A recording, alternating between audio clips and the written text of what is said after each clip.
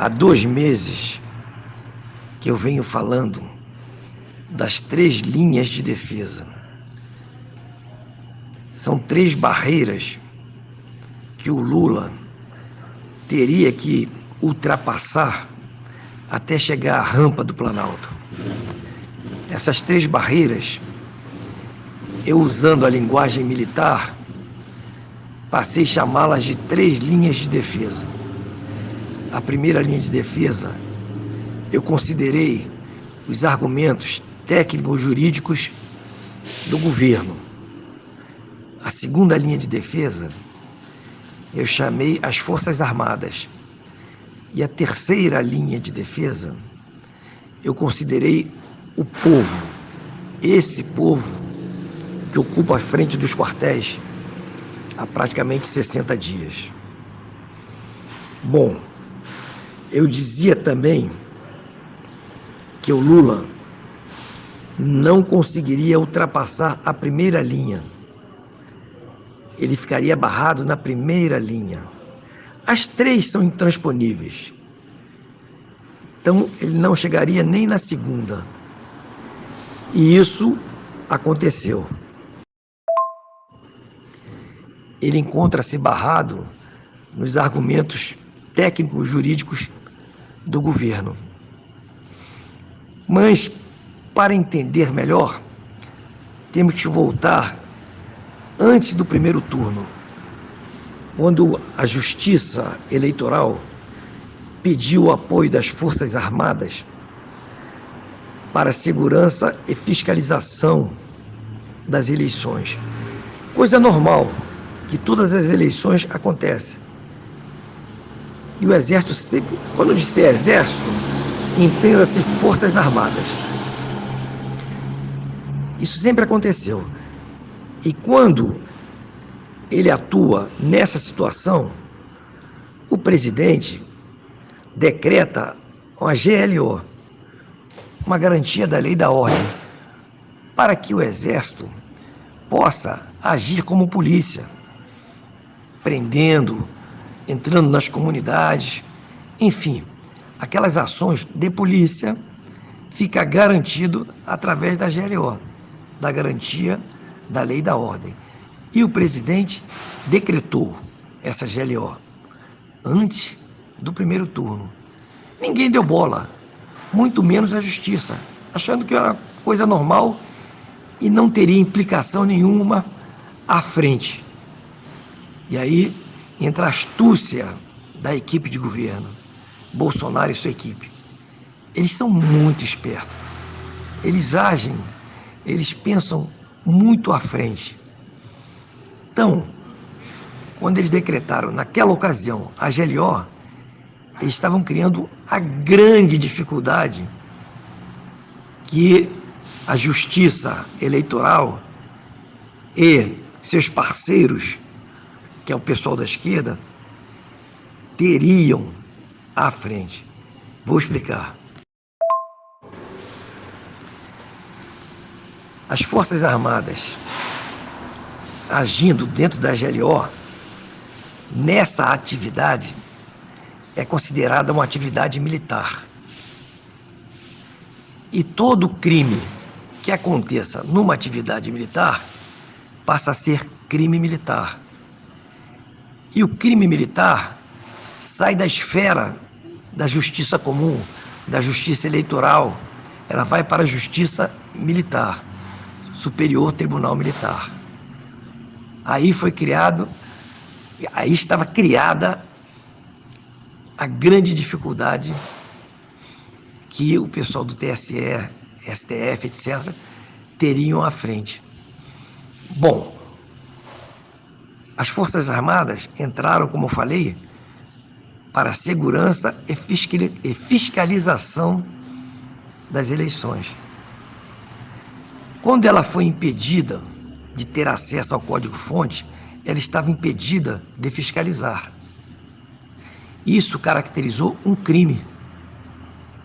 A missão era fiscalizar, sem acesso ao código-fonte, caracterizado o crime, impedimento da fiscalização, crime militar. E o governo continuou com as suas medidas técnico-jurídicas. Fez aquelas ações, preparou aquelas ações, né, reforçada com a equipe do Ives Gandra, né, e entrou na Justiça Eleitoral, que era a justiça apropriada para receber todas as denúncias, todas as ações referentes à eleição. E com um recurso, na segunda instância, ao STF. Isso foi feito e os dois tribunais não se manifestaram. Continuaram negando o acesso ao código-fonte. Ok? Bueno. Com isso, quando eles recorreram, numa terceira instância, recorreram ao Superior Tribunal Militar, eles fizeram porque consideraram um crime de lesa pátria, uma possível fraude, e que o TSE e o STF não se manifestavam. Então esgotaram os recursos naquela esfera. Passaram para a esfera militar. Importantíssimo. Chegada a época da diplomação do Lula. O que seria diplomação? A diplomação é o momento em que o TSE confirma que o candidato eleito foi o Lula, certo? E que o candidato eleito tem que mostrar a documentação exigida, né? Dentre as documentações, tem as certidões negativas, né? Tem que provar que ele é ficha limpa. Bueno, ele não tem como provar isso aí, porque ele de fato não é ficha limpa. Se ele fizesse isso, se fosse apresentado documentos, seriam documentos falsos. Outro crime, né? Falsidade ideológica. Bom, eles fizeram aquele teatro da diplomação, não apresentaram os documentos e não podia também diplomar porque estava sob júdice o resultado, não é? Então, já que o TSE, o STF não se manifestaram e estava na Justiça Militar. Então, essa situação estava sob júdice e não tinha apresentado os documentos. Então, aquilo foi um teatro e teria que ser publicado no Diário Oficial da União. Eles não publicaram. Por que eles não publicaram? Eles não publicaram até hoje porque, se publicassem, caracterizava um crime, consumava o crime. Então nós temos nessa semana, a última semana, nós vemos o governo quieto, o Superior Tribunal Militar quieto, aguardando a publicação no Diário Oficial. Eles não publicaram, nem vão publicar, porque eles sabem que, se publicar, serão presos. Crime. Só que tem até sexta-feira, dia 30, para publicar. 31 é feriado, é sábado, não sai Diário Oficial da União, e domingo, dia 1º, seria a posse. Então, essa é a sinuca de bico. Esse é o checkmate que Alexandre de Moraes e companhia estão. Eles não têm o que fazer, fim de linha, acabou. Eles imaginavam que, com as narrativas da imprensa, né, de golpe, de que Bolsonaro não aceita a derrota, o povo se manifestando, a imprensa internacional se manifestando, eles conseguiam passar por isso aí. Mas se enganaram profundamente. Aí entra a segunda jogada de mestre da equipe. Esses 2 meses, eles trabalharam pesado no exterior, mostrando para o mundo a fraude. para o mundo o que realmente aconteceu e vem acontecendo no Brasil. Tudo começou na primeira semana após a eleição.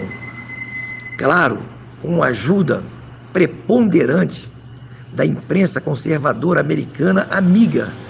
A partir daí, espalhou-se pelo mundo.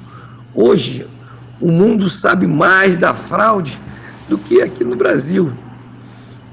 Que essa nossa imprensa, né, maldita, que distorce tudo 24 horas, criando narrativas, mentiras. Então deixa muita gente em dúvida.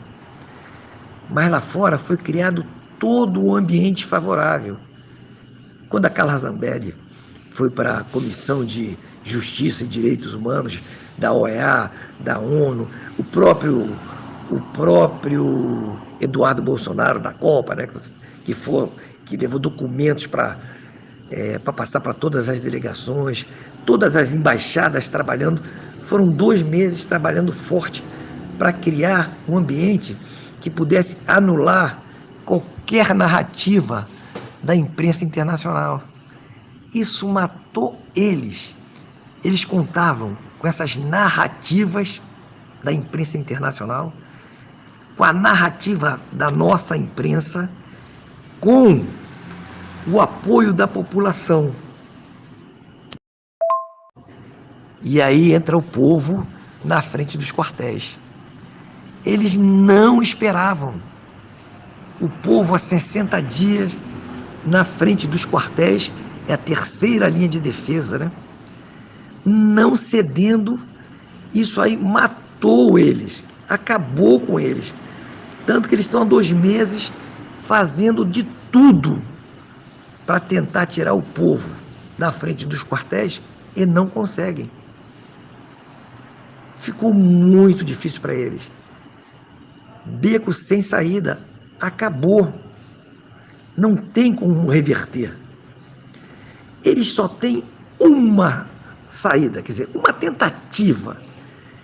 É ir para o tudo ou nada, tentando a guerra, desestabilizar, indo para as ruas, quebrando ônibus, incendiando ônibus, colocando bombas, enfim, explodindo restaurante, e para o tudo ou nada, para criar uma situação de um erro, uma tentativa de um erro de uma das 3 linhas, ou mesmo uma confusão geral para que seja abafado essa parte técnico-jurídica que eles estão barrados.